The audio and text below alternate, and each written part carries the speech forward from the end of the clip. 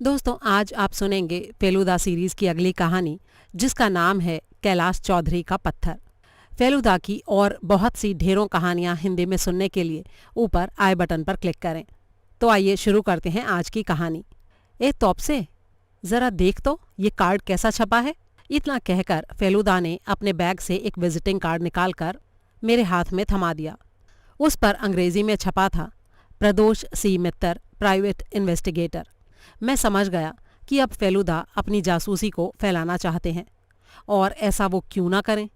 बादशाही अंगूठी के शैतान को फेलुदा ने जिस तरह से काबू में किया था, उस बात को वो गर्व से डंके की चोट पर कह सकते थे। उनका नाम भी अब काफी फैलने लगा था। मुझे मालूम था कि इस बीच उनको 2-3 सनसनीखेज घटनाओं के लिए जासूसी करने का ऑफर भी मिला था, लेकिन उनमें से कोई भी उनकी पसंद का ना होने के कारण उन्होंने वो सारे प्रस्ताव ठुकरा दिए थे। फेलुदा ने मुझे दिखाकर कार्ड को बैग के अंदर रख दिया, फिर अपने पांवों को मेज पर फैलाकर बोले, बड़े दिनों की छुट्टियों में थोड़ा दिमागी काम करना पड़ेगा। क्यों फेलुदा, क्या कोई नया रहस्य हाथ लगा है? मैंने उनसे पूछा। उनकी बातें सुनकर मैं मन ही मन में बहुत उत्तेजना महसूस कर रहा था, लेकिन बाहरी तौर पर मैं इसे जाहिर नहीं होने देना चाहता था। फेलुदा ने अपनी पैंट की बगल वाली जेब से एक डिब्बा निकाला और उसमें से थोड़ी सी सुपारी मुंह में डालकर बोले, लगता है तुम काफी जोश में आ गए हो। मैं हैरान रह गया। मेरे मन की बात आखिर फेलुदा ने कैसे समझ ली? फेलुदा ने मुस्कुराकर कहा, तू यही सोच रहा है ना तौब से कि मैं तेरे मन की बात कैसे समझ गया? अब देख, आदमी अपने मनोभावों को छिपाने के लिए कितनी भी कोशिश क्यों ना कर ले, अपने बाहरी छोटे से छोटे हाव भाव के कारण भी वो तुरंत पकड़ में आ जाता है। जब मैंने वो बात तुझसे कही थी तो तू एक उबासी लेने जा रहा था, लेकिन मेरी बात सुनकर तूने अपना मुंह थोड़ा सा खोलकर ही बंद कर लिया। अगर तू मेरी बातें सुनकर उत्तेजित नहीं हुआ होता तो फिर तू स्वाभाविक तौर पर वैसे ही उबासी लेता जैसे पहले ले रहा था। अगर हर चीज को बारीकी से देखने की क्षमता ना हो तो जासूस बनना कोई मायने नहीं रखता तौब से। शर्लॉक होम्स भी ये बात कहकर गया है, और इसीलिए हमारा काम बस इतना ही है कि हम हर छोटी से छोटी चीज का अनुसरण करें। मैंने कहा, अच्छा ठीक है, लेकिन ये तो बताओ कि तुम्हें दिमागी काम क्यों करना पड़ेगा? फेलुदा ने कहा, तूने कैलाश चौधरी का नाम सुना है? श्यामपुकुर वाले कैलाश चौधरी। वो राजशाही के नामी जमींदार थे। कलकत्ते में उनका अपना मकान है। जब पाकिस्तान बना था तब वो यहाँ चले आए थे। वो वकालत करते हैं। इसके अलावा शिकारी होने के नाते भी उन्होंने काफ़ी नाम कमाया है। शिकार से संबंधित 2 किताबें भी लिखी हैं। यही कुछ दिन पहले की बात है। जल्दापाड़ा के रिजर्व फॉरेस्ट में एक हाथी पागल होकर उधम मचा रहा था। वो वहां गए और उसे मार आए। अखबारों में उनका नाम भी छपा था, और उन्होंने ही मुझे ये चिट्ठी भेजी है। ये देख। फिर उन्होंने अपनी जेब से निकालकर एक चिट्ठी मेरे हाथ में थमा दी। मैंने चिट्ठी को खोलकर देखा। उसमें लिखा था, सेवा में श्री प्रदोष चंद्र मित्तर महोदय, अमृत बाजार पत्रिका में आपका विज्ञापन देखकर मैंने तय किया कि आपको चिट्ठी लिखूं। अगर आप इस पत्र में दिए पते पर आकर मुझसे मिलने का कष्ट करेंगे तो मैं आपका आभारी रहूंगा। कारण मिलने पर ही बताऊंगा। मैं ये पत्र आपको एक्सप्रेस डिलीवरी से भेज रहा हूं, इसलिए ये आपको कल ही मिल जाएगा। मैं परसों यानी शनिवार को 10 बजे आपकी प्रतीक्षा करूंगा। भवदीय कैलाश चंद्र चौधरी। चिट्ठी पढ़ने के बाद मैंने घड़ी की तरफ देखा और कहा, शनिवार 10 बजे का मतलब है आज ही, और वो भी बस 1 घंटे बाद। फेलुदा ने मुस्कुराकर कहा, मैं देख रहा हूं तौब से कि तेरे अंदर इम्प्रूवमेंट हो रहा है। तारीख तुझे ठीक से याद रहने लगी है अब। लेकिन इस बीच मेरे मन में एक संदेह पैदा हो चुका था। मैंने पूछा, लेकिन उन्होंने तो सिर्फ तुमको ही बुलाया है, तो ऐसे में कोई और दूसरा तुम्हारे साथ हुआ तो? फेलुदा ने कहा, अरे तेरी उम्र काफ़ी कम है, इसलिए मैं तुझे अपने साथ ले जा सकता हूँ, क्योंकि वो तुझे किसी बड़े बूढ़े के तौर पर नहीं लेंगे और तेरे सामने बोलने में उन्हें कोई आपत्ति नहीं होगी। अगर उन्हें कोई ऑब्जेक्शन हो भी तो तू बगल के कमरे में मेरा इंतजार करना, और हम लोग जल्दी ही अपनी बातचीत खत्म कर लेंगे। मेरा कलेजा जोर जोर से धड़कने लगा। मैं सोच ही रहा था कि छुट्टियों में क्या करूंगा, लेकिन अब लग रहा था कि छुट्टियां बड़े ही मज़े में गुजर जाएंगी। जब 10 बजने में 5 मिनट बाकी थे, हम ट्राम से कॉर्नवालिस स्ट्रीट और श्यामपुकुर स्ट्रीट के मोड़ पर पहुंचे। रास्ते में फेलुदा एक बार ट्राम से नीचे उतरे थे और उन्होंने दासगुप्त एंड कंपनी से कैलाश चौधरी की लिखी गई शिकार की किताब खरीद ली थी। किताब का नाम था शिकार का नशा। ट्राम से उतरकर हम उनके घर की तरफ चल दिए। 51 नंबर शामपुकुर स्ट्रीट पुराने जमाने का एक गेट वाला मकान था जिसे अट्टालिका कहा जाता था। सामने की तरफ के बगीचे, फव्वारे और पत्थर की मूर्ति को पार करने के बाद जब हमने दरवाजे की कॉलबेल को दबाया तो आधे मिनट के बाद ही हमें पैरों की आहट सुनाई दी। दरवाज़ा खुलने पर हमारी नज़र एक भले आदमी पर पड़ी। ये मझोले कद के, छोटे, गोरे रंग के आदमी थे। उम्र 30 से ज्यादा नहीं होगी। आंखों से सरलता और बचपने का भाव टपक रहा था। उनके हाथ में एक मैग्नीफाइंग ग्लास था। आप लोग किससे मिलना चाहते हैं? उनकी आवाज़ एकदम औरतों की तरह महीन और कोमल थी। फेलुदा ने कार्ड निकालकर उनको दिया और कहा, कैलाश बाबू से मेरा अपॉइंटमेंट है। उन्होंने मुझे पत्र लिखा था।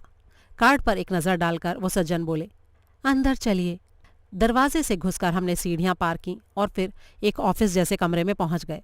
आप लोग बैठ जाइए, मैं मामा जी को बोलकर आता हूँ, उन सज्जन ने कहा और वहां से चले गए। एक बहुत ही पुरानी काले रंग की मेज के सामने हम कुर्सियों पर बैठ गए। कमरे के तीनों ओर अलमारियों में किताबें भरी हुई थीं। सामने की मेज पर नजर पड़ते ही मैंने एक मज़ेदार चीज़ देखी। 3 स्टैम्प एल्बम एक के ऊपर एक रखे हुए थे और एक एल्बम खुली हुई हालत में पड़ी थी जिसमें काफ़ी सारी स्टैम्प्स की लाइनें थीं। बहुत से सेलोफेन में कुछ स्टैम्प अलग से भी रखे हुए थे।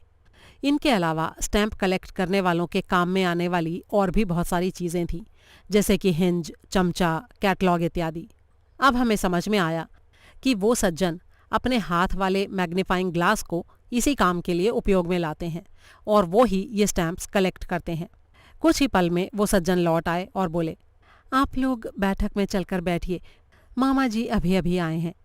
बैठक में हमारे सिर के ऊपर बड़े बड़े झाड़ फानूस लटके थे। हम वहाँ एक सोफे पर बैठ गए। कमरे में चारों तरफ पुरानी अमीरी की छाप थी। इसके अलावा उस कमरे के फर्श पर रॉयल बंगाल टाइगर की एक खाल थी और दीवार पर 4 हिरणों, 2 चीतों और एक भैंसे के सिर भी लगे थे। करीब 10 मिनट बैठने के बाद एक मध्यम आयु के लेकिन जवान जैसे दिख रहे सज्जन ने कमरे में प्रवेश किया। उनका रंग गोरा था, नाक के नीचे पतली मूछें, देह पर रेशमी पंजाबी पाजामा और ड्रेसिंग गाउन। मेरे ऊपर नज़र पड़ते ही उनके माथे पर बल पड़ गए। फेलुदा ने कहा, ये मेरा चचेरा भाई है। मेरे जितने भी केस हुए हैं उनमें तपेश हमेशा मेरे साथ रहता है। ठीक है, आप लोग बैठिए। अवनीश, तुम जाकर इन लोगों के लिए नाश्ते का इंतज़ाम करो। अपने मामा का आदेश सुनकर वो स्टैम्प वाले सज्जन वहाँ से चले गए। कैलाश चौधरी ने फेलुदा की तरफ ताकते हुए कहा, क्या आप मेरी चिट्ठी अपने साथ लेकर आए हैं? फेलुदा ने मुस्कुराकर कहा, मैं प्रदोष मित्र हूँ या नहीं, आप इसी बात का सबूत चाहते हैं ना? तो ये लीजिए, ये रही आपकी चिट्ठी। उन्होंने चिट्ठी को देखा, फिर फेलुदा को वापस करते हुए बोले, इतनी सावधानी बरतना ज़रूरी होता है। खैर, शायद आप जानते ही होंगे कि मैं एक शिकारी के रूप में काफ़ी प्रसिद्ध हूँ। ये जो दीवारों पर सारे जानवर आप देख रहे हैं, इन सब का शिकार मैंने ही किया है। 17 साल की उम्र में मैंने बंदूक चलाना सीखा था। पहले एयरगन से चिड़ियों का शिकार करता था, फिर बड़े जानवरों को मारने लगा। आमने सामने की लड़ाई में कोई जानवर कभी मुझे मात नहीं कर सका है, लेकिन जो दुश्मन अदृश्य और अज्ञात रहता है वो मुझे बड़ा ही परेशान कर मारता है। अच्छा, आपकी उम्र क्या होगी मिस्टर मित्तर? देखने में तो आप उससे काफ़ी छोटे लग रहे हैं जितना मैंने सोचा था। जी, मैं 28 साल का हूँ, फेलुदा ने बताया।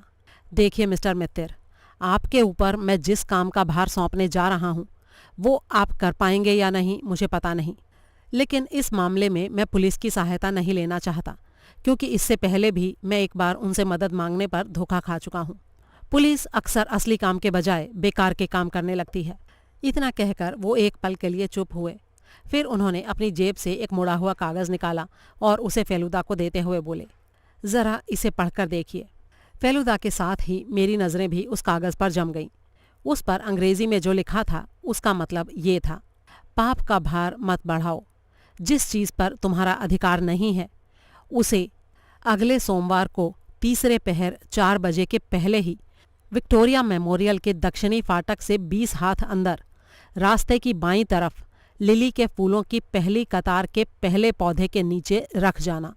अगर आदेश की अवहेलना की या पुलिस की मदद ली तो नतीजा अच्छा नहीं होगा। अपने शिकारों की ही तरह तुम भी शिकार बन जाओगे, ये बात ध्यान में रखना। फेलुदा कुछ देर तक उस पत्र को ध्यान से देखते रहे, फिर बोले, हाथ की राइटिंग को बिगाड़ कर लिखा गया है। क्योंकि एक ही अक्षर को 2-3 जगहों में 2-3 अलग अलग तरह से लिखा गया है और नए पैड के पहले पन्नों पर यह पत्र लिखा गया है। ये बात आपको कैसे पता चली? कैलाश चौधरी ने थोड़ी हैरानी से पूछा। पैड के कागज पर लिखने से उसके बाद वाले पेज पर पहले की राइटिंग की कुछ छाप रह जाती है, लेकिन ये वाला पेज एकदम चिकना है, इसलिए मैंने ऐसा कहा, फेलुदा ने बताया। वेरी गुड, और कुछ बताइए, कैलाश चौधरी ने कहा। इसको देखकर और तो कुछ कहना असंभव है मिस्टर चौधरी। क्या ये पत्र आपको डाक से मिला था? जी हाँ, पार्क स्ट्रीट के डाकघर की इस पर स्टैंप लगी है। ये पत्र मुझे 3 दिन पहले मिला था। आज शनिवार है, 20 तारीख। फेलुदा ने चिट्ठी वापस लौटाते हुए कहा। अब मैं आपसे कुछ सवाल करना चाहता हूँ, क्योंकि आपके बारे में, आपकी कहानियों से संबंधित बातों के अलावा मुझे और कुछ मालूम नहीं है। तब तक नौकर चांदी की प्लेट में रसगुल्ले और इमरती रख गया था। मिस्टर चौधरी ने प्लेट हमारी तरफ बढ़ाते हुए कहा। जी हाँ, मिठाई खाते हुए आपको जो पूछना है पूछिए। चिट्ठी में जिस वस्तु का उल्लेख है वो क्या चीज़ है? एक रसगुल्ला मुंह में डालते हुए फेलुदा ने पूछा। कैलाश बाबू ने जवाब दिया। अरे मैं तो खुद ये बात नहीं जानता कि जिस चीज़ पर मेरा अधिकार ना हो ऐसी कौन सी चीज़ मेरे पास है। इस घर में जितनी भी चीज़ें हैं उनको या तो मैंने खुद खरीदा है या फिर वो मेरी खानदानी संपत्ति हैं। उनके बीच ऐसी कोई चीज़ नहीं है जिसे वसूलने के लिए कोई मुझे इस तरह का पत्र लिख सकता हो।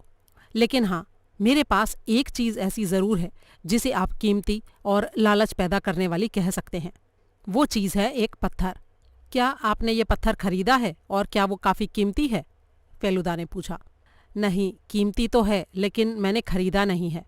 असल में वो पत्थर मुझे मध्य प्रदेश के चांदा के पास एक जंगल में मिला था। एक शेर का पीछा करते हुए हम लोग 3-4 आदमी एक जंगल में घुस रहे थे। आखिर में वो शेर मारा गया। पास में ही एक बहुत पुराना मंदिर था। वहाँ पर जो मूर्ति लगी थी उसके माथे पर यह पत्थर जड़ा हुआ था। मेरे ख्याल से इसके बारे में हम लोगों से पहले किसी को पता नहीं था। उस पत्थर को क्या आपने ही सबसे पहले देखा था? फेलुदा ने पूछा। देखिए, मंदिर पर तो सबकी नज़र गई थी, लेकिन पत्थर को पहले मैंने ही देखा था।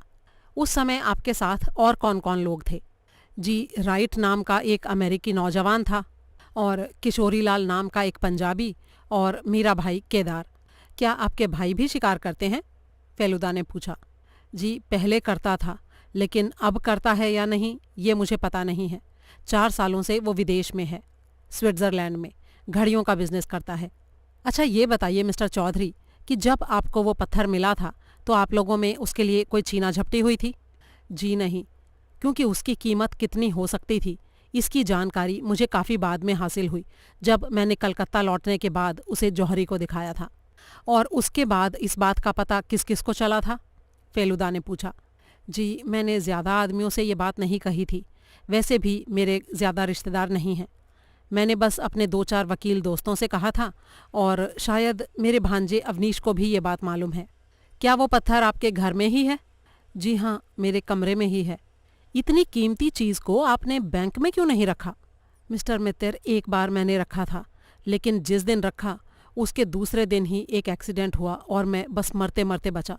उसके बाद मेरे मन में ये धारणा बैठ गई कि अगर मैं उस पत्थर को अपने पास नहीं रखूँगा तो मेरे दुर्भाग्य के दिन आ जाएंगे। इसी कारण मैं उसे बैंक से वापस ले आया।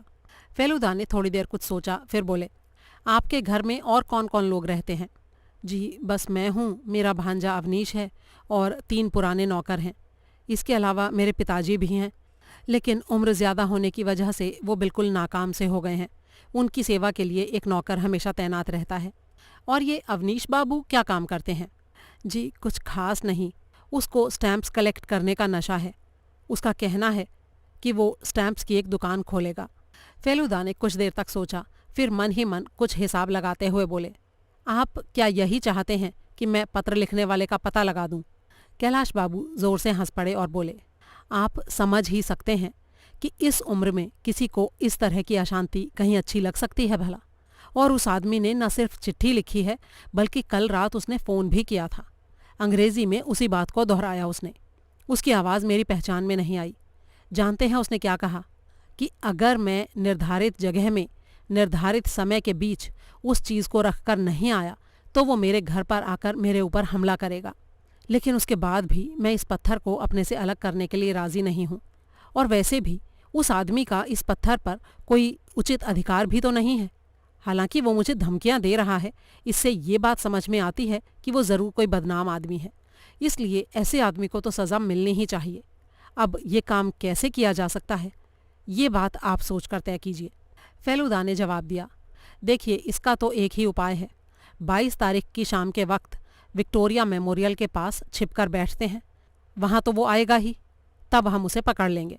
लेकिन मिस्टर मित्तर, ऐसा भी तो हो सकता है कि वो खुद ना आए, किसी और को भेज दे। तो उससे भी हमारा क्या नुकसान होने वाला है मिस्टर चौधरी? जो भी आकर लिली के पौधे के पास चक्कर काटेगा, वो अगर असली आदमी ना भी हो तो उसे पकड़ने से असली आदमी के बारे में पता चलना मुश्किल नहीं होगा। लेकिन मिस्टर मित्तर, आप असली बात समझ नहीं रहे हैं। वो आदमी बहुत खतरनाक भी तो हो सकता है। जब वो ये देखेगा कि लिली के पौधे के नीचे पत्थर नहीं है, तो वो कौन सा रुख ले ले, कुछ कहा थोड़ी जा सकता है। उसकी बजाय अगर 22 तारीख से पहले, यानी आज या कल के बीच में, अगर ये मालूम हो जाए कि वो आदमी कौन है, तो बल्कि ज़्यादा अच्छा रहेगा। फेलुदा ने सोफे से उठकर टहलना शुरू कर दिया। फिर बोले, इस चिट्ठी और कल के उस टेलीफोन से कोई नतीजा निकालना मुश्किल है। चिट्ठी में लिखा था कि जासूस की सहायता लेने से उसका नतीजा अच्छा नहीं होगा। तो चाहे मैं कुछ करूं या ना करूं, लेकिन क्योंकि आपने मुझे बुलाया है, सिर्फ इसी बात के कारण आपके ऊपर कोई मुसीबत आने की पूरी संभावना है। तो आप एक बार इस बात पर सोच कर देख लें कि आपको हमारी सहायता चाहिए या नहीं। सर्दी होने के बावजूद कैलाश बाबू के माथे पर पसीना छलक आया। उसे पहुंचते हुए वो बोले, आपको और आपके भाई को देखकर कोई ये नहीं सोचेगा कि आप लोगों का जासूसी से कोई रिश्ता है। बस यही एक सुविधा है हमें, और इसीलिए इस मामले में मुझे इतना कोई डर नहीं है। अगर आप राज़ी हैं तो इस काम को प्लीज़ स्वीकार कर लें। मैं आपको अच्छा खासा मेहनताना दूंगा। ठीक है, तो जाने से पहले मैं एक बार उस पत्थर को देखना चाहूँगा, फेलुदा ने कहा। जी हाँ, ज़रूर, आइए। कैलाश बाबू का पत्थर उनके सोने के कमरे की अलमारी में था। हम लोगों ने उनके पीछे पीछे चलकर पत्थर की बनी सीढ़ियाँ तय की और फिर दूसरी मंजिल पर पहुँचे। ये सीढ़ियाँ एक लंबे अंधेरे बरामदे में जाकर खत्म हुई थीं। उसके दोनों तरफ एक ही लाइन में लगभग 10-12 कमरे थे। कई कमरों में ताले लगे हुए थे और चारों तरफ सन्नाटा छाया था। वहाँ किसी आदमी के न रहने के कारण हल्की सी भी आवाज़ से गूंज पैदा होने लगती थी। बरामदे के आखिरी हिस्से पर दाहिनी तरफ का जो कमरा था, वो कैलाश बाबू का सोने का कमरा था। हम लोग जब बरामदे के बीचों बीच पहुँचे तो देखा बगल वाले एक कमरे का दरवाज़ा अधखुला था और उसके अंदर से एक बहुत ही बूढ़ा आदमी गर्दन बढ़ाए मटमैली आंखों से हमारी तरफ ताक रहा था। उसे देखते ही मेरे मन में एक डर सा पैदा हो गया। कैलाश बाबू ने कहा, ये मेरे पिताजी हैं, इनका दिमाग थोड़ा ठीक नहीं है, हर वक्त इधर उधर से झांकते रहते हैं। जब हम उनके निकट से गुजरे तो बूढ़े व्यक्ति की आंखों पर नज़र जाते ही मेरा खून जैसे पानी हो गया। वो उसी भयानक दृष्टि से कैलाश बाबू की तरफ ताक रहे थे। उनके कमरे को पार करके जब हम थोड़ा दूर चले गए तो कैलाश बाबू ने धीरे से कहा, मेरे बाबूजी को सभी के ऊपर बहुत गुस्सा आता रहता है। असल में उनको लगता है कि सभी लोग उनकी अवहेलना करते हैं, लेकिन असल में उनकी देखभाल में किसी भी तरह की कमी नहीं रखी जाती है। कैलाश बाबू के कमरे में एक ऊंचा सा पलंग था। पलंग के सिरहाने पर कोने में एक अलमारी थी। उसे खोलकर उन्होंने दराज से एक नीले रंग का मखमल का डिब्बा निकाला और बोले, संत रामदास की दुकान से मैंने ये बक्सा इसलिए खरीदा था कि पत्थर को इसमें संभाल कर रख सकूं। फिर बक्से को खोलकर उसमें से नीले और हरे रंग के एक पत्थर को निकालकर उन्होंने फेलुदा के हाथ में दे दिया और बोले, इसे ब्लू बेरिल कहते हैं। ये ब्राज़ील में मिलता है। हिंदुस्तान में ऐसे पत्थर ज़्यादा मात्रा में नहीं हैं, कम से कम इतने बड़े आकार के तो नहीं ही हैं। फेलुदा ने पत्थर को हाथ में लेकर उलट पुलट कर देखा और फिर वापस कर दिया। कैलाश बाबू ने अपनी जेब से रुपए निकाले और उसमें से 10-10 रुपए के 5 नोट निकालकर फेलुदा की तरफ बढ़ाते हुए बोले, ये एडवांस है, जब काम हो जाएगा तो बाकी पैसे भी चुका दूंगा। थैंक यू कहकर फेलुदा ने नोटों को अपनी जेब में रख लिया। अपनी आंखों के सामने मैंने उनको पहली बार पैसा कमाते हुए देखा था। सीढ़ियों से नीचे उतरते वक्त फेलुदा बोले, आपको वो चिट्ठी मुझे सौंपनी होगी। मैं अवनीश बाबू से 2-4 बातें करना चाहता हूँ। जब हम नीचे पहुँचे ठीक उसी समय बैठक में टेलीफोन की घंटी बजी। कैलाश बाबू ने फ़ोन उठाया और कुछ पल के बाद जब उन्होंने फ़ोन बंद किया तो उनका चेहरा बिल्कुल बुझा हुआ सा था। वही आदमी फिर से धमकियां दे रहा था, उन्होंने बताया। क्या बोला उसने? फेलुदा ने पूछा। अब तो किसी भी तरह का संदेह बाकी नहीं रह गया है। उसने मुझसे कहा, मैं क्या चाहता हूँ ये तुम शायद समझ ही रहे होंगे। चांदा के जंगल के मंदिर में जो चीज़ मिली थी वही मुझे चाहिए। इसके अलावा कुछ और भी कहा उसने? फेलुदा ने सवाल किया। जी नहीं, बस इतना ही। और आवाज़ पहचान में आई आपको? जी नहीं, लेकिन इतना ज़रूर कह सकता हूँ कि आवाज़ सुनने में भली सी नहीं लगती है। ठीक है, फेलुदा ने कहा और फिर उनसे विदा लेकर हम लोग अवनीश बाबू के कमरे में चले गए। वो मेज़ पर रखी किसी चीज़ को मैग्नीफाइंग ग्लास से बड़े ध्यान से देख रहे थे। हमें देखकर वो मुस्कुराए और बोले, अरे आप लोग आइए आइए। फेलुदा ने उनसे कहा, आप डाक टिकटों के काफ़ी बड़े शौकीन मालूम होते हैं। जी हाँ, मुझे तो बस इसका नशा है, बल्कि यूँ कह सकते हैं कि यही मेरा ध्यान, योग और तप सब कुछ है। आप किसी खास देश को लेकर स्पेशलाइज कर रहे हैं या फिर सारी दुनिया की टिकटें ही जमा करते हैं? फेलुदा ने पूछा। जी पहले तो मैं सारी दुनिया की टिकटें जमा किया करता था, लेकिन कुछ दिनों से बस हिंदुस्तान की टिकटों पर ही स्पेशलाइज कर रहा हूँ। हमारे इस मकान के ऑफिस में इतनी आश्चर्यजनक और पुरानी टिकटें हैं कि मैं आपको बता नहीं सकता। उनमें से ज़्यादातर हिंदुस्तान की ही हैं। पिछले 2 महीनों से हज़ारों पुरानी चिट्ठियों के बंडलों की छानबीन करके मैंने टिकटें जमा की हैं। तो कुछ अच्छा मिला आपको? फेलुदा ने पूछा। अरे अच्छा, अगर मैं आपको उनके विवरण बताऊं तो क्या आपको समझ में आएंगे? आपको इंटरेस्ट है इस चीज़ में? फेलुदा ने मुस्कुराकर कहा। किसी खास उम्र में सभी का इस तरफ झुकाव रहता ही है। केप ऑफ गुड होप की 1 पेनी, मॉरिशस की 2 पेनी और ब्रिटिश गायना की सन 1856 की विख्यात टिकटों को पाने के सपने मैं भी देख चुका हूँ। 10 साल पहले इन चीज़ों की कीमत करीब 1 लाख रुपए थी। अब तो और भी ज़्यादा हो गई है। ये बात सुनकर अवनीश बाबू तो उत्तेजित होकर उछल ही पड़े। फिर तो साहब मेरी बात आपकी समझ में ज़रूर आ जाएगी। मैं आपको दिखाता हूँ, देखिए। फिर उन्होंने अपने हाथ के नीचे से एक छोटा सा रंगीन कागज़ निकालकर फेलुदा को दिया। ये लिफाफे से अलग की गई एक डाक टिकट थी जिसका रंग करीब करीब उड़ चुका था। फेलुदा ने उसे देखते हुए कहा, ये तो करीब 100 साल पुरानी हिंदुस्तानी टिकट है। इस पर विक्टोरिया की तस्वीर है। इस टिकट को मैं पहले देख चुका हूँ। देख चुके हैं ना? अब इस मैग्नीफाइंग ग्लास से देखिए और बताइए अब क्या दिख रहा है। इसमें तो प्रिंटिंग की मिस्टेक है, फेलुदा ने कहा। एग्जैक्टली मिस्टर मित्तर, इंग्लिश में जो पोस्टेज शब्द लिखा है उसमें जी की जगह सी छप गया है और इसके परिणाम स्वरूप इसकी कीमत पता है कितनी हो गई है? 20,000 रुपये। ये क्या कह रहे हैं आप? फेलुदा ने थोड़ी हैरानी से कहा। अरे मैंने विलायत से चिट्ठी लिखकर पता लगाया है। स्टैंप के कैटलॉग में इस गलती के बारे में नहीं बताया गया है। सबसे पहले मैंने ही इस चीज़ को ढूंढकर निकाला है। ओह, तब तो आपको बधाई हो। लेकिन मैं आपसे टिकट के अलावा किसी दूसरे मुद्दे पर भी बातचीत करना चाहता था, फेलुदा ने कहा। जी हाँ, कहिए। आपके मामा जी यानी कैलाश बाबू के पास एक कीमती पत्थर है, क्या ये बात आप जानते हैं? अवनीश बाबू कुछ देर तक सोचते रहे, फिर बोले, ओह हाँ हाँ, सुना तो था। कीमती है या नहीं ये तो नहीं जानता, लेकिन एक बार मामा ने कहा था कि वो लक्की पत्थर है। आप इस मकान में कितने दिनों से रह रहे हैं? फेलुदा ने अगला सवाल किया। जी जब से मेरे पिताजी का देहांत हुआ है तभी से, करीब 5 साल हो गए होंगे। आपके मामा से आपका कोई मनमुटाव तो नहीं है? आप कौन से मामा जी के बारे में कह रहे हैं? मेरे एक मामा जी तो विदेश में हैं। अरे मैं कैलाश बाबू की बात कर रहा हूँ, फेलुदा ने कहा। अच्छा वो तो बड़े ही भले आदमी हैं, लेकिन पिछले 2-3 दिनों से उनके स्वभाव में परिवर्तन सा हो गया है। कल मैंने उनसे इस स्टैंप के बारे में कहा था, लेकिन उन्होंने सुनकर भी जैसे सुना ही नहीं। वैसे तो उनको स्टैंप्स में ज़्यादा दिलचस्पी नहीं है, लेकिन फिर भी ऐसी बात तो सुन लेनी चाहिए थी ना। और इसके अलावा उनकी बहुत सारी आदतें भी बदलती जा रही हैं। जैसे आम तौर पर वो सवेरे उठकर बगीचे में घूमा फिरा करते हैं, लेकिन पिछले 2 दिन से उन्होंने ऐसा नहीं किया। देर से सोकर उठे, शायद रात में देर तक जागते रहे थे। क्या आपको इस बात के कारण का कुछ पता है? फेलुदा ने पूछा। जी हाँ, मैं तो पहली मंजिल पर ही सोता हूँ। मेरे कमरे के ठीक ऊपर जो कमरा है वो मामा जी का है। आधी रात के टाइम मैंने चहलकदमी करने की आवाज़ सुनी थी। उनके गले की आवाज़ भी मुझे सुनाई पड़ी थी। बहुत ज़ोर ज़ोर से बोल रहे थे। मुझे ऐसा लगा जैसे किसी से झगड़ा कर रहे हैं। झगड़ा? झगड़ा किससे करेंगे? फेलुदा ने पूछा। जी शायद नाना जी से कर रहे थे। नाना जी के अलावा और भला हो भी कौन सकता था? फिर मैंने सीढ़ियाँ उतरने चढ़ने की आवाज़ भी सुनी थी।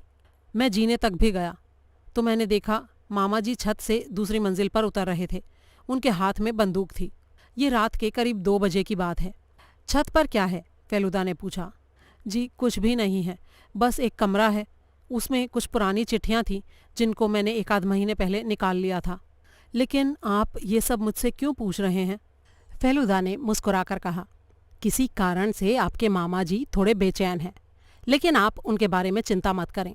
फिर कैलाश बाबू के पास जाकर फेलुदा ने कहा, मैं आपको पूरा पूरा भरोसा तो नहीं दे रहा हूँ, लेकिन फिर भी इतना ज़रूर कहूँगा कि आप अपनी चिंता मेरे ऊपर छोड़ दें। रात में सोने की कोशिश करें और अगर ज़रूरत पड़े तो नींद की दवा भी ले सकते हैं। और कृपया रात में छत पर ना जाएं। इस मोहल्ले में सारे मकान आपस में इतने सटे सटे हुए हैं कि अगर आपका दुश्मन किसी नज़दीक के मकान में आकर डेरा डाल दे तो आपके ऊपर भयंकर मुसीबत आ सकती है। कैलाश बाबू ने कहा, अरे मैं छत पर गया था ज़रूर, लेकिन मेरे पास बंदूक थी। मुझे कुछ आवाज़ सुनाई पड़ी थी, इसीलिए मैं देखने गया था, लेकिन वहाँ जाने पर कुछ मिला नहीं। बंदूक आप हमेशा अपने साथ ही रखते हैं ना? फेलुदा ने पूछा। जी हाँ, रखता तो हूँ, लेकिन आदमी के दिल की बेचैनी कभी कभी उसकी हाथ की उंगलियों में भी फैल जाती है। अगर ज़्यादा दिनों तक ऐसी ही स्थिति रही तो पता नहीं मेरे निशाने का क्या हाल हो जाएगा। अगले दिन रविवार था। फेलुदा दिन भर अपने कमरे में चहलकदमी करते रहे। तीसरे पहर 4 बजे बोले, मैं सोच रहा हूँ विक्टोरिया मेमोरियल जाकर एक बार लिली के पौधों को देख आऊँ। तुझे चलना है तो तू भी चल। हम लोग ट्राम से रवाना होकर लोअर सर्कुलर रोड पर उतरे और वहाँ से पैदल चलकर 5 बजे विक्टोरिया मेमोरियल के दक्षिणी फाटक पर पहुँच गए। उस तरफ लोगों का आना जाना कम ही रहा करता था। हम लोग करीब 15 मिनटों तक वहाँ चहलकदमी करते रहे और हमने लिली के उन पौधों को भी देखा। फिर एक टैक्सी से हम सीधे लाइट हाउस के पास पहुँचे। मुझे समझ में नहीं आ रहा था कि फेलुदा वहाँ क्यों आए थे। क्या वो सिनेमा देखना चाहते थे? लेकिन सिनेमा ना जाकर वो उसके सामने की दिशा में एक किताब की दुकान के अंदर घुस गए। बहुत सारी किताबों को उलटने पलटने के बाद उन्होंने एक मोटी जल्द वाले स्टैम्प कैटलॉग को उठाया और उसके पन्नों को पलटना शुरू कर दिया। मैं धीरे से बुदबुदाया, क्या तुम्हें अवनीश बाबू पर शक हो रहा है? फेलुदा ने जवाब दिया, जो आदमी स्टैम्प्स का इतना शौकीन हो, उसको कुछ बाहरी पैसा मिल जाए तो उसके लिए ये बात बड़ी ही सुविधाजनक होती है। थोड़ी देर के बाद हम लोग घर वापस आ गए। तब तक रात के 8 बज चुके थे। फेलुदा ने कोट उतारकर बिस्तर पर फेंक दिया और मुझसे बोले, मैं हाथ मुंह धोने जा रहा हूँ, तू इस बीच कैलाश बाबू का टेलीफोन नंबर ढूंढ कर निकाल ले। मैं जैसे ही डायरेक्टरी की तरफ बढ़ा तभी फ़ोन की घंटी बज उठी। मैंने फ़ोन उठाया और उधर से एक बड़ी ही अजीब सी आवाज़ सुनाई दी। ये कोई परिचित आवाज़ नहीं थी। मैंने पूछा, आप किससे बात करना चाहते हैं? उधर से कर्कश और गंभीर आवाज़ में उत्तर मिला, बच्चे होकर भी जासूस के साथ चक्कर क्यों लगाया करते हो? तुम्हें अपनी जान का डर नहीं है? चेतावनी दे रहा हूँ तुम्हें और तुम्हारे भाई को भी। ज़्यादा उछल कूद मचाई तो नतीजा अच्छा नहीं होगा। मैं जड़वत अपनी कुर्सी पर बैठा ही रह गया। फेलुदा ने बाथरूम से निकलकर पूछा, अरे तुझे क्या हुआ तोप से? तेरे चेहरे पर हवाइयाँ क्यों उड़ रही हैं? किसका फ़ोन था? मैंने किसी तरह कांपती आवाज़ में फेलुदा को सारी बात बताई। सुनकर वो भी गंभीर हो गए। उसके बाद मेरी पीठ पर एक धौल जमाते हुए बोले, अच्छा घबरा मत, हम लोगों के साथ पुलिस भी रहेगी। मुसीबत में पड़ने का कोई डर नहीं है हमें, लेकिन एक बार विक्टोरिया मेमोरियल तो जाना ही पड़ेगा। और वैसे भी एक बात बता दूं तुझे तोप से, जो लोग चिट्ठियों और फ़ोन से धमकियां दिया करते हैं वो अक्सर डरपोक होते हैं, समझा? लेकिन मेरे मन का डर दूर हो ही नहीं रहा था। अगले दिन सवेरे फेलुदा ने कैलाश बाबू को फ़ोन करके कहा कि वो अपने घर पर निश्चिंतता के साथ रहें, करने को जो भी है वो फेलुदा ही करेंगे। मैंने उनसे पूछा, हमें विक्टोरिया मेमोरियल कब जाना है? कल जिस टाइम गए थे ठीक उसी टाइम। तेरे पास ड्राइंग की कॉपी और पेंसिल है क्या? क्यों, उनको ले जाकर क्या करना है कि नहीं ये बता। हाँ है तो सही। तो फिर अपने साथ रख ले। लिली के पौधे के सामने बैठकर तू तस्वीरें बनाना, पेड़ पौधे या मेमोरियल की किसी भी चीज़ की। मैं तेरा टीचर बनकर रहूँगा, समझ गया ना?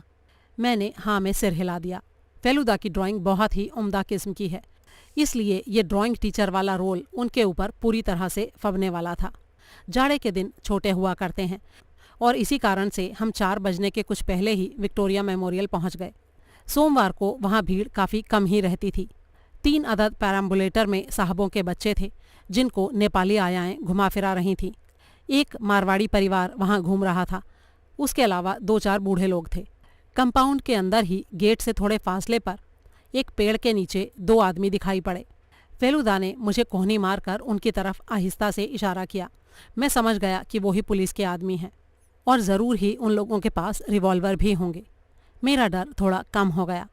मैंने लिली के पौधों की कतारों के सामने की दिशा में थोड़ी दूरी पर बैठकर पेंसिल से तस्वीरें बनाना शुरू कर दिया।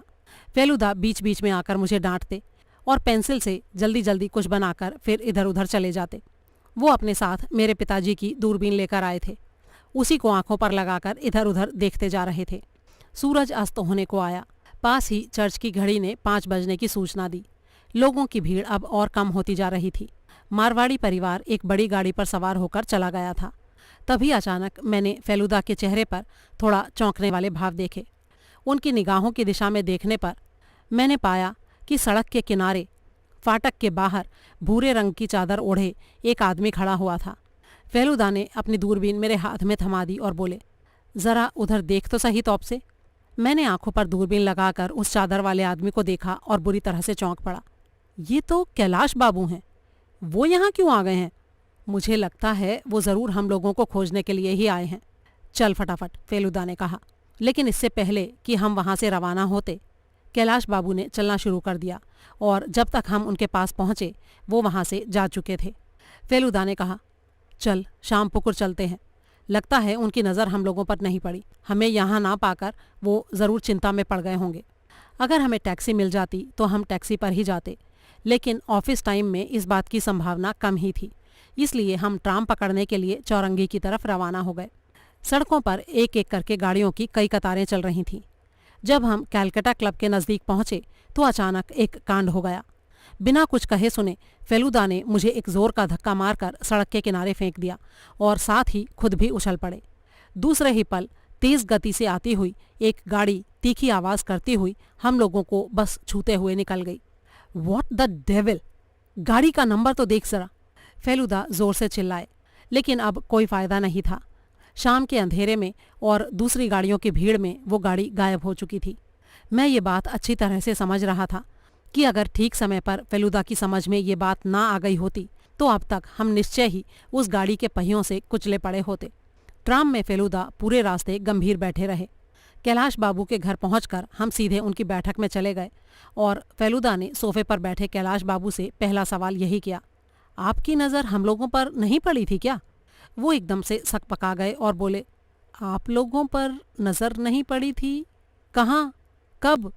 आप क्या कह रहे हैं? क्या आप अभी थोड़ी देर पहले विक्टोरिया मेमोरियल नहीं गए थे? फेलुदा ने पूछा। मैं? जी नहीं, मैं तो अब तक अपने बेडरूम में बिस्तर पर बैठा चिंता से परेशान हो रहा था। अभी अभी नीचे आया हूँ। तो फिर क्या आपके कोई जुड़वा भाई हैं? फेलुदा ने सवाल किया। कैलाश बाबू एकदम से कोई जवाब नहीं दे पाए। फिर बोले, क्या आपको ये बात मैंने उस दिन नहीं बताई थी, केदार के बारे में? केदार मेरा जुड़वा भाई है। फेलुदा धम से सोफे पर बैठ गए। कैलाश बाबू का चेहरा उतरा हुआ था। वो थरथराती आवाज़ में बोले, आपकी नज़र केदार पर पड़ी थी? क्या वो वहाँ आया था? जी हाँ, उनके अलावा वो और कोई हो ही नहीं सकता। हूबहू आप ही की कॉपी था वो आदमी। सर्वनाश हो गया तब तो, कैलाश बाबू ने एक ठंडी सांस भरते हुए कहा। क्यों भला? क्या केदार बाबू का उस पत्थर पर कोई अधिकार था? कैलाश बाबू का चेहरा एकदम से बुझ गया। फिर एक ठंडी सांस लेकर वो बोले, हाँ, उसका अधिकार था। असल में उस पत्थर पर सबसे पहले नज़र केदार की ही पड़ी थी। मैंने मंदिर को तो देखा था, लेकिन मूर्ति के माथे पर उस पत्थर को सबसे पहले केदार ने ही देखा था। उसके बाद मैंने थोड़ा डरा धमकाकर ही वो पत्थर उससे ले लिया था, क्योंकि मैं ये जानता था कि अगर वो पत्थर मेरे पास रहेगा तभी बचा रहेगा। अगर केदार उसे लेगा तो वो उसे बेच डालेगा और सारा पैसा फूंक देगा। वो पत्थर इतना कीमती है, ये बात भले ही मुझे पता चल गई है, लेकिन केदार ये बात नहीं जानता। असल में केदार जब विदेश चला गया था तो मैं निश्चिंत हो गया था, लेकिन लगता है वहाँ रहकर वो किसी परेशानी में आ गया और इसी कारण अब वापस लौट आया है। हो सकता है वो इस पत्थर को हासिल करके उसे बेचकर कोई नया धंधा शुरू करना चाहता हो। फेलुदा थोड़ी देर चुप रहे, फिर बोले, क्या आप ये बता सकते हैं कि अब आपके भाई आगे क्या कदम उठाएंगे? कैलाश बाबू ने कुछ देर सोचा, फिर बोले, ये तो पता नहीं, लेकिन एक बार मेरे सामने तो ज़रूर आएगा ही। अब क्योंकि मैं अभी तक घर से निकला नहीं हूँ और ना ही लिली के पौधे के नीचे पत्थर रख कर आया हूँ, तो ऐसी हालत में वो यहाँ घर पर ही ज़रूर आएगा। तो आप क्या चाहते हैं कि मैं यहाँ रहकर इस बात के लिए कोई इंतज़ाम करूँ? फेलुदा ने पूछा। जी नहीं, मेरे ख्याल से उसकी कोई ज़रूरत नहीं पड़ेगी। मुझे लगता है कि वो बातचीत करने का मौका दिए बिना कुछ करेगा नहीं, और अगर वो सचमुच बातचीत ही करने आया है तो अब मैं सोचता हूँ कि वो पत्थर उसे ही दे देता हूँ। मैं सचमुच आपका बहुत ही आभारी हूँ कि आपने मेरी इतनी मदद की। आप अपना बिल भेज दीजिएगा, मैं चेक दे दूँगा। ठीक है, फिर हम चलते हैं, कहकर फेलुदा कुर्सी से उठ खड़े हुए। गाड़ी वाले एक्सीडेंट के टाइम मेरी कोहनी थोड़ा छिल गई थी। मैं अब तक उसे हाथ से ढक कर रखने की कोशिश कर रहा था, लेकिन जब मैं चलने के लिए कुर्सी से उठने लगा तो फेलुदा की नज़र उस पर पड़ गई। वो ज़ोर से बोले, अरे ये क्या हुआ तेरे हाथ में तौप से? यहाँ से तो खून बह रहा है, तूने बताया क्यों नहीं अभी तक? अरे कैलाश बाबू, क्या आपके घर में डेटॉल या आयोडीन होगा? इस तरह के ज़ख्म बहुत जल्दी सेप्टिक में बदल जाते हैं। कैलाश बाबू भी खून देखकर थोड़ा घबरा गए। बोले, ओहो, कलकत्ते की सड़कों की तो बहुत ही बुरी हालत हो गई है। मैं अविनाश से पूछ कर लाता हूँ। अवनीश बाबू के कमरे में जाकर उनसे डेटॉल के बारे में पूछने पर वो जैसे अवाक से हो गए और बोले, अरे मामा जी, आप 7 एक दिन पहले ही तो लाए थे डेटॉल, वो क्या ख़त्म हो गया? कैलाश बाबू ने थोड़ा सकपकाते हुए कहा, अरे हाँ, मैं तो भूल ही गया था। जब से ये पत्थर वाला झंझट शुरू हुआ है, मेरा तो दिमाग ही काम नहीं कर रहा है। डेटॉल लगाकर जब मैं कैलाश बाबू के मकान के बाहर आया तो मैंने देखा फेलुदा कॉर्नवालिस स्ट्रीट की ट्राम की तरफ जाने की बजाय उल्टी दिशा की तरफ जा रहे थे। मैं कुछ पूछता इससे पहले ही वो बोल पड़े, ज़रा गणपति दास से एक बार टेस्ट मैच की टिकट के बारे में कह आऊँ। अब उनके घर के इतना पास तो आ ही गए हैं। कैलाश बाबू के मकान के 2 मकान बाद ही गणपति चैटर्जी का मकान था। मैंने फेलुदा से उनका नाम सुना था, लेकिन उनको देखने का सौभाग्य अभी तक मुझे नहीं मिला था। उनके दरवाजे को खटखटाते ही बनियान के ऊपर पुलोवर पहने एक मोटे से सज्जन ने दरवाज़ा खोला। अरे फेलू मास्टर, क्या खबर है बताओ? एक खबर तो आपको मालूम ही है गणपति दा, टेस्ट मैच की टिकट। और एक दूसरी वजह जो और है वो है कि मेरे सुनने में आया है तुम्हारी छत के ऊपर से उत्तरी कलकत्ते का एक बहुत ही अच्छा सीन दिखाई देता है। मैं एक फिल्म कंपनी के लिए उसे देखना चाहता हूँ। हाँ हाँ, तो बेझिझक चले आओ ना सीढ़ियों से ऊपर, मैं चाय का इंतज़ाम करता हूँ, गणपति दा ने कहा। 4 मंजिल वाली छत पर चढ़ने के बाद पूरब की तरफ देखते ही हमें कैलाश बाबू का मकान दिखाई पड़ा। 1 मंजिल के बगीचे से छत तक सब कुछ साफ साफ दिखाई दे रहा था। दूसरी मंजिल के एक कमरे में रोशनी जल रही थी और उसके अंदर एक आदमी खटखट की आवाज़ करता हुआ इधर उधर चहलकदमी कर रहा था। मैं समझ गया कि वो कैलाश बाबू के पिताजी हैं। छत के ऊपर छोटा सा एक कमरा था। कमरे की खिड़की वाली दीवार हमें नजर आ रही थी। उसका दरवाज़ा शायद विपरीत दिशा में था। तभी दूसरी मंजिल पर एक बत्ती जल उठी। मैं समझ गया कि वो जीने की बत्ती है। फेलुदा ने अपनी आंखों में दूरबीन लगाई। एक आदमी सीढ़ियाँ चढ़ रहा था। कौन होगा भला वो? शायद कैलाश बाबू थे। कुछ देर तक खड़े रहे, फिर फर्श पर बैठ गए। कुछ देर बाद कैलाश बाबू ने कमरे की बत्ती बुझा दी और नीचे की तरफ चले गए। फेलुदा के मुंह से बस 2 ही शब्द निकले, गड़बड़ है, कुछ गड़बड़ है। फेलुदा जब ऐसी हालत में होते हैं तो मेरी हिम्मत नहीं होती कि उनसे ज़्यादा बातचीत करूं। घर जाने के बाद 9:30 बजे तक वो अपनी नोटबुक में कुछ लिखते रहे। उसके बाद हम लोग सो गए। सुबह फेलुदा ने ठेल ठाल कर जब मुझे उठाया तब मेरी आंख खुली। ए तौप से उठ, शाम पुकुर चलना है अभी। मैंने वहां पर फ़ोन किया था, किसी ने फ़ोन उठाया नहीं। पक्का वहां कुछ गड़बड़ हुई है। 10 मिनट के अंदर ही तैयार होकर हम लोग टैक्सी से शाम पुकुर की तरफ रवाना हो गए। गाड़ी में फेलुदा ने बस इतना ही कहा, अगर थोड़ी देर पहले ये बात मेरी समझ में आ गई होती तो गड़बड़ी की कोई संभावना ही नहीं रहती। कैलाश बाबू के घर पहुंचने के बाद फेलुदा बिना घंटी बजाए अंदर चले गए, क्योंकि दरवाजे खुले हुए थे।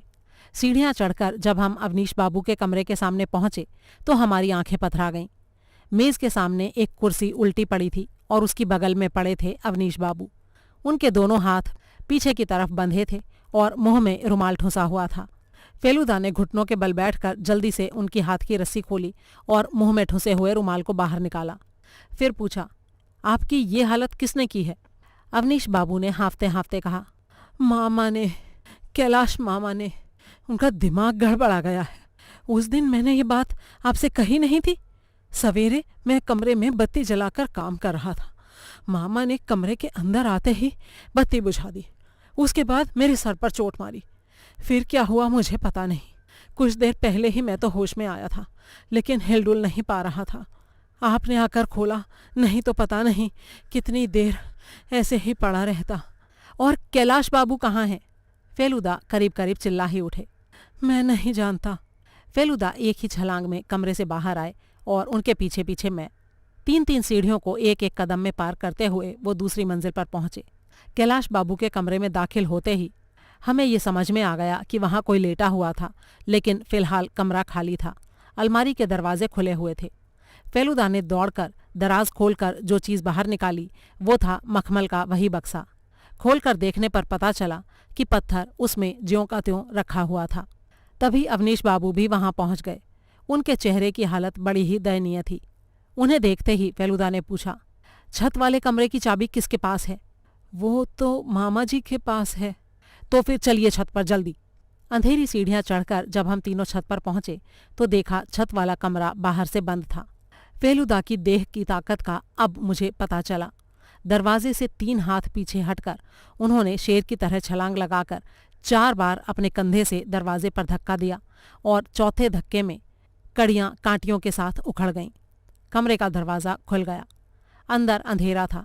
हम तीनों कमरे में दाखिल हुए और हमने पाया कि एक व्यक्ति अविनाश बाबू की तरह ही बंधी हुई हालत में वहां पड़ा था।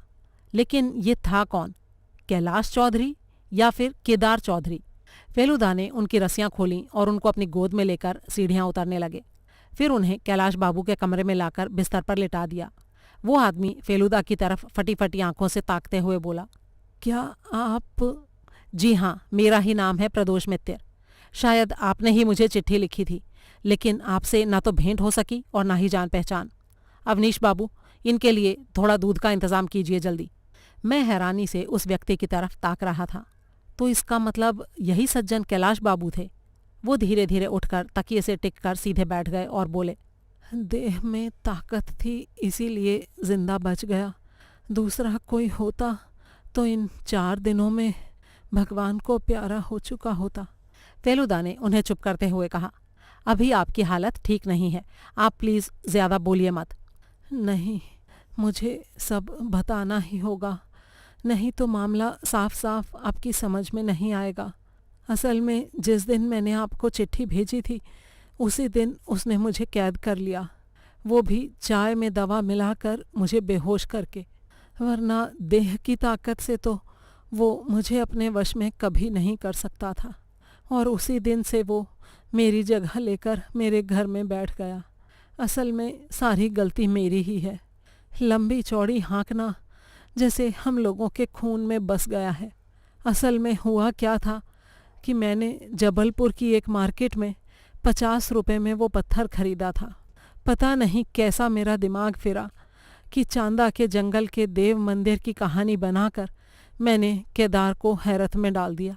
उसी दिन से उसके मन में पत्थर के प्रति लालच पैदा हो गया। असल में वो मेरी अच्छे सौभाग्य को कभी भी बर्दाश्त नहीं कर पाता था। वो खुद एकदम बेपरवाह और रेकलेस टाइप का था। एक बार पहले भी जाली नोट बनाने के मुकदमे में फंस चुका था। मैंने ही जैसे तैसे करके उसे बचाया था। मुझसे ही कर्जा लेकर वो विलायत गया था।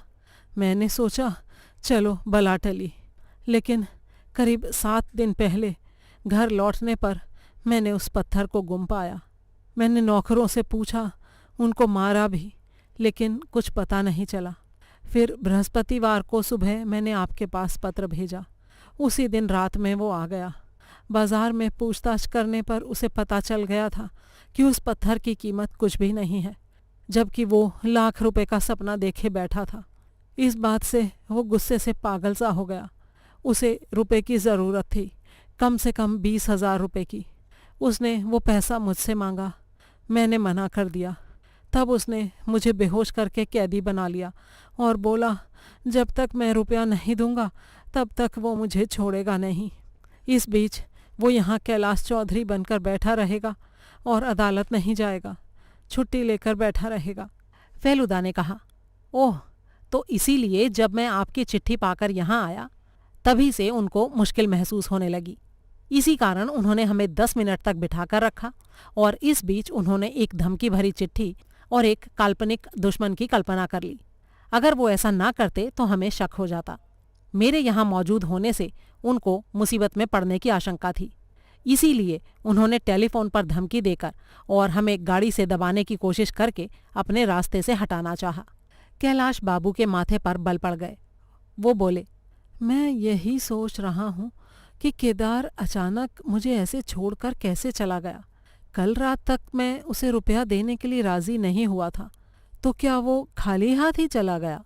लेकिन ऐसे कैसे? तब तक अवनीश बाबू दूध लेकर आ चुके थे। अचानक उनकी चिल्लाहट सुनकर हम लोग चौंक पड़े। वो खाली हाथ क्यों जाने लगे? मेरी टिकट, मेरी कीमती विक्टोरिया वाली टिकट लेकर वो चलते बने हैं। फेलुदा ने फटी फटी आंखों से अवनीश बाबू की तरफ ताकते हुए कहा, क्या कहा आपने? वो क्या लेकर चलते बने? मेरा टिकट। केदार मामा मुझे कंगाल बनाकर छोड़ गए हैं। आपने उस टिकट की कीमत कितनी बताई थी अवनीश बाबू? फेलुदा ने पूछा। जी 20,000। फेलुदा ने अवनीश बाबू की तरफ झुककर धीमे स्वर में कहा, लेकिन मिस्टर अवनीश, कैटलॉग जो बताता है उसके हिसाब से उस टिकट की कीमत 50 रुपये से ज्यादा नहीं है। अवनीश बाबू का चेहरा एकदम से लटक गया। फेलुदा ने मुस्कुराते हुए आगे कहा, समझा, आपके अंदर भी चौधरी वंश का ही खून है ना? आप भी बातों को बढ़ा चढ़ाकर कहने का शौक रखते हैं। अवनीश बाबू का चेहरा रोने जैसा हो आया। बोले, तो कहिए और क्या करूं?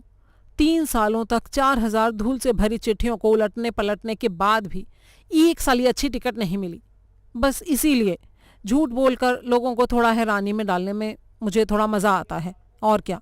फेलुदा ने ठहाका लगाते हुए उनकी पीठ पर एक धौल जमाया और बोले, कोई बात नहीं, आपने अपने केदार मामा को जो छकाया है उसके बारे में सोचने पर आपको थोड़ा बहुत नहीं, बहुत ज्यादा आनंद मिलने वाला है। खैर चलो, अब दमदम हवाई अड्डे पर जरा फोन करके देखता हूँ। मुझे पहले से ही अंदाजा था कि केदार बाबू भागेंगे और इसीलिए मैंने एयर इंडिया को जब फोन किया था तो मुझे पता चला कि उन्होंने आज के लिए ही बुकिंग कराई हुई है। अब चूंकि वहां पुलिस मौजूद रहेगी इसलिए उनके भागने का कोई उपाय नहीं है। ये तो सौभाग्य कहिए हमारा कि तपेश की कोहनी छिल गई थी उस दिन। उनकी डिटॉल के बारे में कही गई बात को लेकर ही सबसे पहले उनके ऊपर संदेह हुआ था और हम सब लोग मुस्कुरा दिए। केदार बाबू की गिरफ्तारी में कोई परेशानी नहीं हुई थी। अवनीश बाबू को भी उनकी 50 रुपए की टिकट वापस मिल गई थी। फेलुदा को जितना पैसा मिला उससे हम लोगों ने 3 दिन तक रेस्टोरेंट में खाना खाया और 2 पिक्चर भी देखी। फिर भी उनकी जेब में कुछ रुपए बाकी बच गए। आज तीसरे पहर जब हम घर पर चाय पीने बैठे तो मैंने फेलुदा से कहा, फेलुदा, मैंने सोचकर एक चीज ढूंढ निकाली है, वो ठीक है या नहीं बताओगे जरा? हाँ हाँ, बोलना तो आपसे, तूने क्या सोचा है? मुझे लगता है फेलुदा कि कैलाश बाबू के पिताजी की समझ में ये बात आ गई थी कि असल में केदार बाबू कैलाश बाबू बनकर बैठ गए हैं और इसी वजह से उस दिन वो उनकी तरफ ऐसे गुस्से से घूर रहे थे।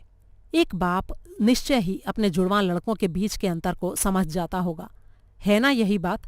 फेलुदा मुस्कुराए और बोले, इस मामले में अगर ऐसी बात ना भी होती तो कोई बात नहीं, लेकिन तुम्हारा और मेरा विचार इस बात पर एक ही है और इसी वजह से अब मैं तुम्हारा सम्मान बढ़ाने जा रहा हूं। ये लो। और इतना कहकर फेलुदा ने मेरी प्लेट में से एक जलेबी उठाकर अपने मुंह के अंदर डाल ली। दोस्तों, ये कहानी आपको कैसी लगी इसके बारे में अपनी राय शेयर करना बिल्कुल ना भूलें और वीडियो को प्लीज़ ज़्यादा से ज़्यादा शेयर ज़रूर करें। जल्दी ही एक और कहानी के साथ आपसे फिर मुलाकात होगी। तब तक के लिए अलविदा।